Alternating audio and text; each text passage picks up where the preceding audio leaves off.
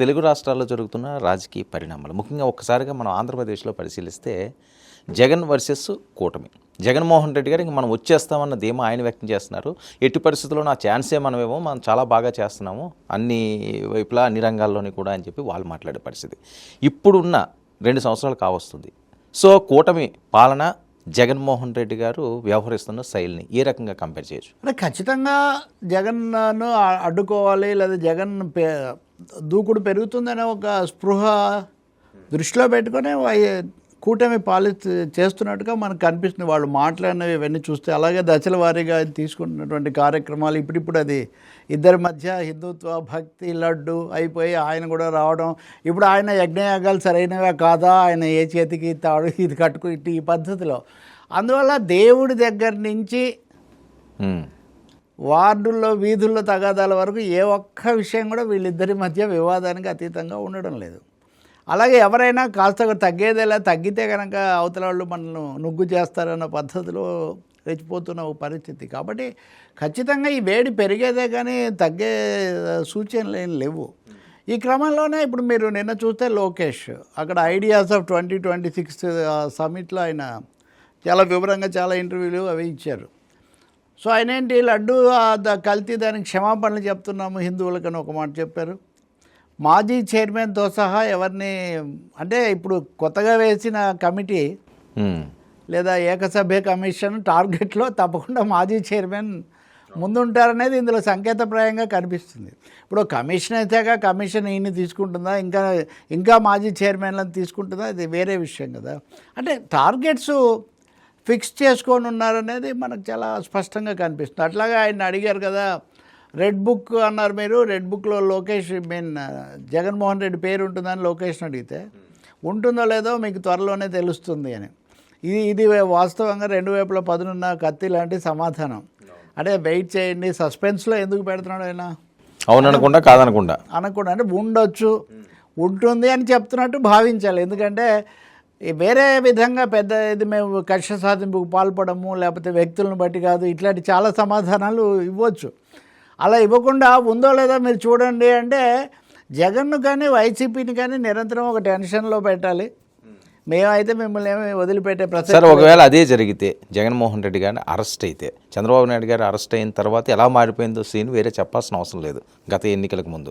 So ఇప్పుడు జగన్మోహన్ రెడ్డి గారిని arrest అయితే అది కక్షాదింపు చర్యగా జనాలు అభిప్రాయపడతారా లేకపోతే తప్పులు జరిగినాయి అని అనుకునే పరిస్థితి ఉంటుందా? ఇప్పుడు అరెస్టులు అనేవి వాటికి జస్టిఫికేషన్ కూడా ఉండాలి. ఇప్పుడు వాస్తవంగా మనం చర్చిస్తున్న సమయంలో ఢిల్లీ లిక్కర్ కేసు తీర్పు దేశాన్ని కుదిపేసింది. ఆ తీర్పు 23 మందిని Rouse avenue special judge Jitendra Singh వదిలిపెట్టారు. వాళ్ళదేం తప్పు లేదు. ఇవన్నీ కట్టుకథలు చెప్పుడు మాటల ఆధారంగా మీరు కేసులు పెట్టేస్తారా అని. ఆ కేసుకు మీరు మొదట్లో చెప్పిన తెలుగు రాష్ట్రాలు రెండింటికి కూడా చాలా సంబంధం ఉంది. ప్రథమ కుటుంబాలకే సంబంధం ఉంది. ఇప్పుడు ఆ కేసుల్లో సంబంధం ఉన్న వాళ్ళు అన్ని పార్టీల్లో ఉన్నారు, 2 రాష్ట్రాల్లో ఉన్నారు. ఏమైంది, అంతకుముందు ఒక నానుడి ఉండేది, జైలుకు పోతే ముఖ్యమంత్రులు అవుతారు. జగన్ అయ్యారు, రేవంత్ రెడ్డి అయ్యారు, అక్కడ ఇంకొకరు అయ్యారు ఈ పద్ధతిలో. కానీ కేజ్రీవాల్ ఒకరే జైలుకు పోయి జైలు నుంచి వచ్చి కూడా ఆయన ఓడిపోయారు. కానీ ఇప్పుడు ఒక ఏడాది కూడా కాకుండానే ఆయన మీద పెట్టిన కేసులన్నీ కింది కొట్టేయడమే కాకుండా ఇదంతా కేవలం కల్పితం. ఈ విధంగా మీరు ఎన్నికల ఆరోపణలతో ఎన్నికలకు నిధులు సమకూర్చుకోవడం కోసం ఈ విధానం తెచ్చారని మీరు ఆరోపిస్తున్నారు. లిక్కర్ విధానం ఒక విధానం ప్రభుత్వం తీసుకుంటుంది. ఆ విధానంలో తప్పులు ఉండొచ్చు, ఒప్పులు ఉండొచ్చు, లాభ నష్టాలు లేదా ఎవరైనా ప్రయోజనం పొందుండొచ్చు, ఇవన్నీ వేరే విషయం. కానీ మీరు ఇదొక కుట్రపూరితంగా చేశారు, ఫలానా వాళ్ళకు ప్రయోజనం చేకూర్చడానికే చేశారు అని మీరు ఆ ఆరోపణ మీద రాష్ట్ర రాజ్యాంగ దీనిగా ఉన్నటువంటి ముఖ్యమంత్రిని మీరు అరెస్ట్ చేసి ఇవన్నీ కూడా చేశారు. ఒక్క ఆధారం కూడా మీరు చూపించలేదు, ఒక్క సాక్ష్యం కూడా లేదు. పోనీ మనీ చేతులు మారింది, డబ్బు అది ఇది అంటామంటే అది కూడా లేదు. ఈ సందర్భంలోనే మీరు అన్నట్టుగా కవిత విషయం వాళ్ళు ప్రస్తావించారు. ఈ కవితకు అరబిందోకు సంబంధించిన శరత్ చంద్రారెడ్డి నుంచి ఆ డబ్బు వచ్చింది అని. శరత్ చంద్రారెడ్డి అదన్నప్పుడు మళ్ళీ మా గతంలో వైసీపీ విజయసాయి రెడ్డి ఆయన కూడా అప్పట్లో వైసీపీలో జగన్కు చాలా సన్నిహితంగా ఉంటాం, ఇవన్నీ ఉన్నాయి కదా. వాళ్ళు ఏమన్నారు, కవితకు పలానా దీంట్లో చేసినందుకు ఒక 1.4 కోట్లతో ఏదో కుదుర్చుకున్నారు, అందులో 14 కోట్లతో, అందులో 80 లక్షలు అడ్వాన్స్గా ఇచ్చారు, 80 లక్షలు జాగృతికి విరాళంగా ఇచ్చారని మీరు చెప్తున్నారు. కానీ ఆ బ్యాంకు ట్రాన్సాక్షన్ ద్వారానే 80 లక్షలు విరాళం ఇచ్చారు. దీన్ని ఒక సాక్ష్యాధారంలాగా మీరు పరిశోధనలో తవ్వి తీసినట్టుగా మీరు ఎలా చెప్తారు? ఇంకోటి సదరన్ గ్రూప్ అన్నారు. సౌత్ నార్త్ ఏంటి అసలు ఈ చర్చ? మీరెందుకు సౌత్ అన్నారు? అసలు దేశాన్ని మీరు ఈ విధంగా చూపించదలుచుకున్నారు అంటే ప్రాంతాలు, కులాలు, మతాలు ఈ వారీగా మీరు చేయకూడదు కదా అనే మాట కూడా అన్నారు. ఇక్కడ మీరు ఇంకోటి ఆంధ్రప్రదేశ్కి ప్రత్యేకించి సందర్భం, అరవింద్ కేజ్రీవాల్ను అరెస్ట్ చేయడానికి ఉన్న ఒకే ఒక ఆధారం ఏంటంటే మాగుంట శ్రీనివాసరెడ్డి.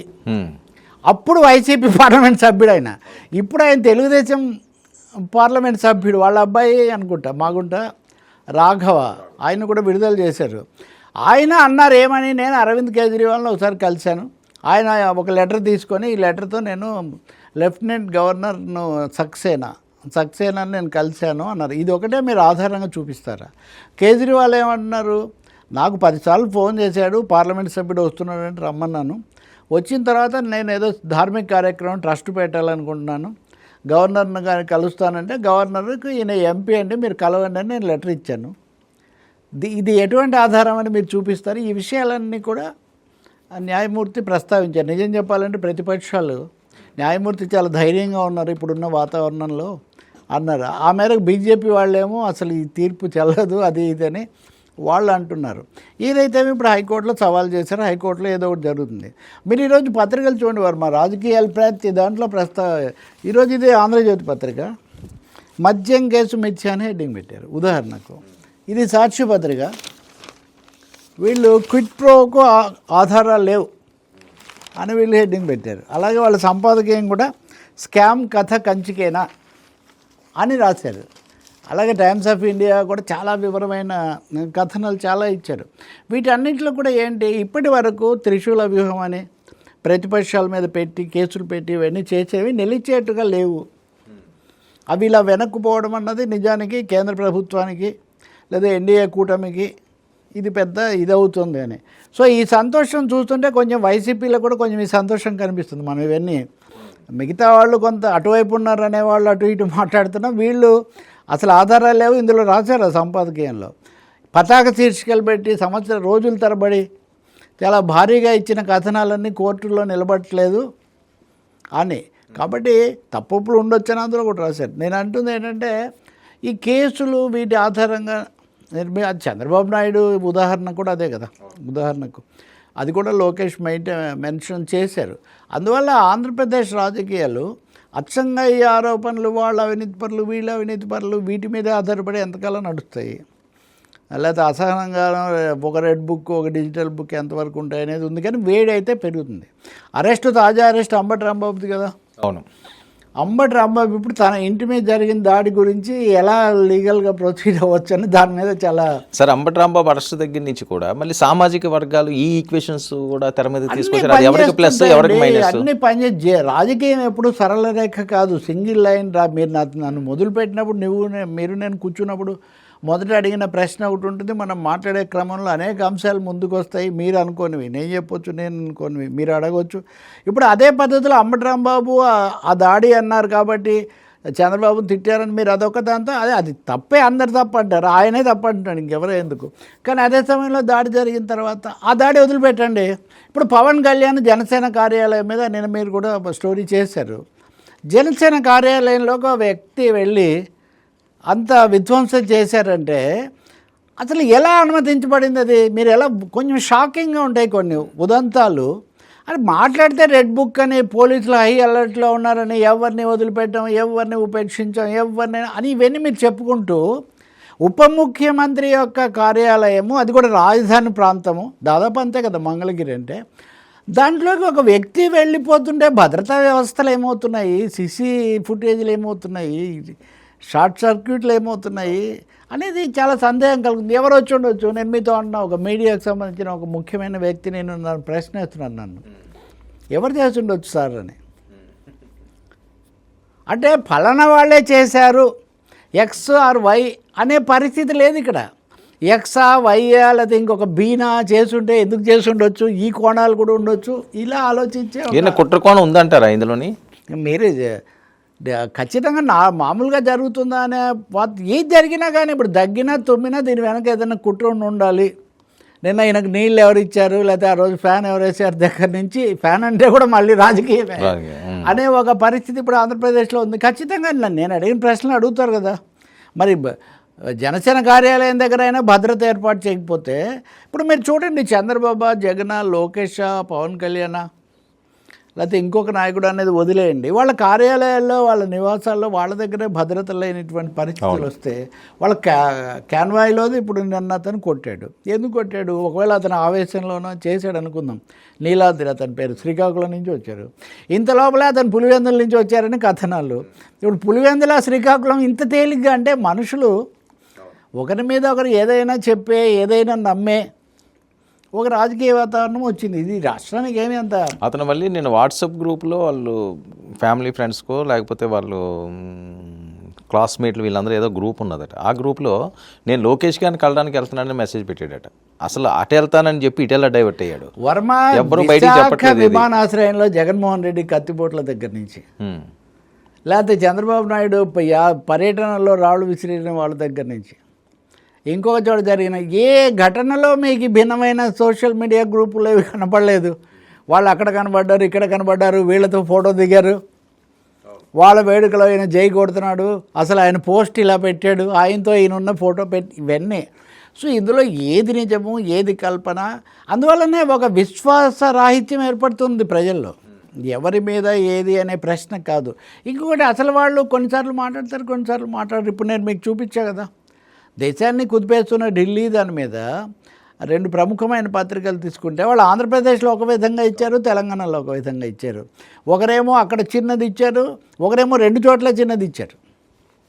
ఇప్పుడు కవితా స్పందన తీసుకుందాం. కవితా స్పందన కూడా తెలుగు రాష్ట్రాల్లో అనుకుంటే మనము కేటీఆర్ ట్వీట్ చేసాడు ఏమని, అది మా పార్టీకి నష్టం చేసింది, కారణం. కవిత దాన్ని ఎందుకంటే ఖండిస్తున్నారు? అది నిజం కాదా? ఆమెను అరెస్ట్ చేసిన రోజు ఆమె బీఆర్ఎస్ నాయకురాలే కదా. సో ఆమె మీద అన్యాయంగా కేసు పెట్టి అరెస్ట్ చేసి 5 నెలలు జైల్లో పెట్టి ఇవన్నీ చేశారు, తప్పు అని ఆమె అంటున్నప్పుడు ఆమె అప్పుడున్న పార్టీకి అది నష్టం కలగదా? అంటే ఈ రోజున ఆమె ఏ పార్టీలో ఉన్నారు, లేదా పార్టీ ఇంకా పెట్టలేదు అనుకోండి, ఈ రోజున ఉన్న దాన్ని బట్టి మనం మాట్లాడితే ఇదే మాట అరవింద్ కేజ్రీవాల్ కూడా అన్నారు. మమ్మల్ని ఎన్నికల్లో మా మీద దుష్ప్రచారం చేసి ఓడించారు, మీకు దమ్ముంటే ఇప్పుడు ఎన్నికలు పెట్టండి, ఇప్పుడు చూసుకుందాం, మోదీ గారికి ధైర్యం అంటే ఢిల్లీలో ఎన్నికలు పెట్టండి అని ఆయన అన్నారు. అరవింద్ కేజ్రీవాల్ అన్నదే కదా కేటీఆర్ అన్నది. మరి ఇది ఎలా అంటే ఎప్పటికయ్యేది ప్రస్తుతమో అప్పటికయ్యేది చొప్పున అన్నట్టుగా రాజకీయ నాయకులు వాళ్ళు ఆ సందర్భంలో ఉన్నదాన్ని బట్టి మాట్లాడుతున్నారు తప్ప ప్రజలైతే చూస్తూ ఉంటారు కదా. కావాలని పెట్టారు, ఈ త్రిశూల వ్యూహం చేస్తున్నారు. ఈ త్రిశూల వ్యూహం కొంచెం షేక్ అయినట్టుగా ఉంది. ఢిల్లీ లిక్కర్ తీర్పుతో ఢిల్లీ ఇది షేక్ అయింది. దీని ప్రభావం చాలా ఎక్కువ కాలంగా నడుస్తున్నటువంటి జగన్మోహన్ రెడ్డి కేసుల మీద ఏమైనా ఉపయోగం జరుగుతుందేమో అనే ఒక వాళ్ళకి, ఎందుకంటే క్విట్ ప్రోకో కీలకమైన అంశం దాంట్లో క్విట్ ప్రోకో. ఆ జడ్జి గారు ఏమంటారు, మీరు అనేక ఆలోచనలు వస్తాయి, అనేక లాభాలు కూడా పొందుతారు, ప్రయోజనాలు పొందుతారు, కానీ విధానాలు ప్రభుత్వం రూపొందిస్తుంది, లాభం పొందేవాళ్ళు పొందుతారు, వాళ్ళ కోసమే ఇచ్చేశారు, వాళ్ళతో చేతులు కలిపారు అనడానికి మీ దగ్గర నిర్దిష్టమైన ఆధారాలు ఉండాలి, మీరేం చూపించలేదు అన్నీ కదా ప్రధానం. ఇప్పుడు ఇక్కడ కూడా దాదాపు అవునండి వాళ్ళు మా దగ్గర పెట్టుబడి పెట్టారు, పెట్టినంత మాత్రాన దీనికి దానికి సంబంధం ఉందని మీరు ఎలా నిరూపిస్తారు? అలాంటి ఆధారాలు లేవు కాబట్టి 10 ఏళ్ళు అయినా కానీ ఈ కేసే ముందుకు పోవడం లేదు. వాళ్ళ ప్రధానమైన ఎప్పటికప్పుడు వెనక్కి పోతుంది. ఇదిగో ఏడాది అయిపోయింది, ఇదిగో జైలు పోతారు, అదిగో జైలు పోతారు. సార్ గతంలో ఎలా ఉండేదా? ఎప్పటి నుంచి వచ్చింది సార్ ఈ మార్పు? ఖచ్చితంగా ఎప్పటి నుంచి వచ్చింది సార్ ఈ మార్పు? త్రిశూల ఎప్పటి నుంచి వచ్చింది? త్రిశూలధారుల అధికారంలోకి వచ్చినప్పటి నుంచి వచ్చింది.